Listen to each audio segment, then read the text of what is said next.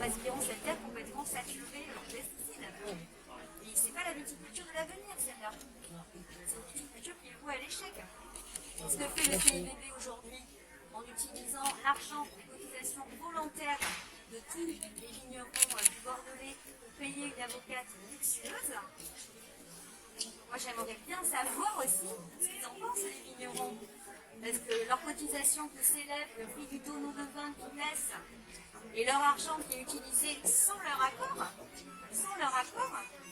pour un procès, qui est en fait le procès de la vérité contre celui de la tentative de la censure politique.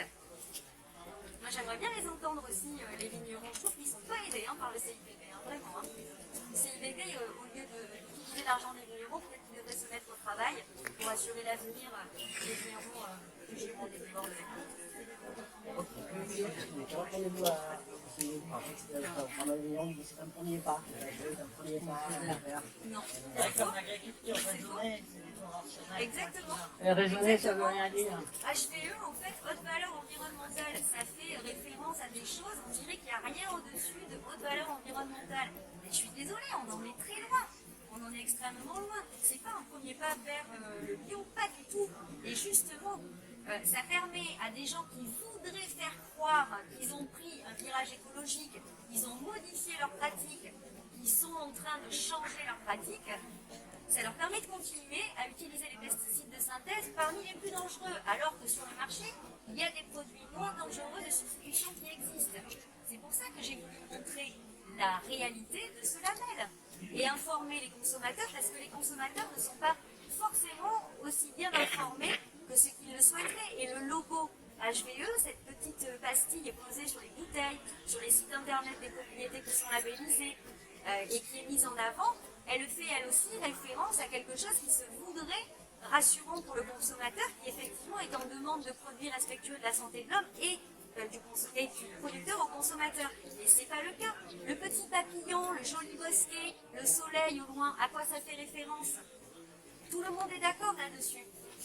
Et en fait, c'est trompeur pour le consommateur. Et pour un consommateur qui est mal informé et qui n'est pas bien averti de tout ça, eh bien, il se rend compte qu'il a soutenu, en achetant cette bouteille de vin, une viticulture qui est mortifère et qui fait que tous les ans, d'avril à septembre, les gens baignent dans les pesticides de synthèse, que ce soit les ouvriers agricoles en première ligne, et ensuite tous les riverains, les gens qui vivent à côté, qui utilisent les équipements sportifs, culturels, les écoles. N'oublions pas que en Gironde, il y a 132 écoles qui sont enclavées dans des vignes avec des cours de récréation qui se situent à 5 mètres de la parcelle pulvérisée. Tout ce que je dénonce, c'est ça, c'est la pulvérisation et les dangers, les risques pendant les pulvérisations pour les propriétaires qui font eux-mêmes ces pulvées. Parce qu'en fait, je me bagarre pour ces gens, pour la santé des vignerons. Je me bagarre pour leur santé. Je me bagarre pour la santé des ouvriers agricoles. Je me bagarre pour la santé des riverains, des enfants de ces écoles, des gens qui vivent à côté des parcelles. Et je suis persuadée, je suis intimement convaincue qu'il y a des solutions qui existent et que l'agriculture de cohabitation, elle est possible avec des produits de traitement bio qui ne sont pas nocifs, qui ne sont pas toxiques pour la santé. Tu peux parler de l'eau potable, il va pas mettre l'école, il n'y a plus d'eau potable. Il a donné des eaux qu'il a mis. Dans un premier temps, j'ai capté une première chose, c'est ce label. Le problème, ce faux label, c'est vrai faux label HVE. Mais parce que se veut, effectivement, c'est quelque chose qui se veut, et c'est comme ça que c'est présenté aux consommateurs, comme équivalent, voire mieux que le bio. Mais ce n'est pas le cas. Les gens qui sont certifiés en agriculture biologique ou en viticulture biodynamique, ils apportent eux-mêmes la preuve que dans leur pratique, il n'y a pas d'utilisation de chimie de synthèse. Voilà l'agriculture et la viticulture de demain. Idéalement, il faudrait pas que ce label-là soit... Soit il s'aligne avec une certification en bio, en biodynamie pour la viticulture. Moi, je parle de ce que je connais le mieux, même si je ne connais pas tout.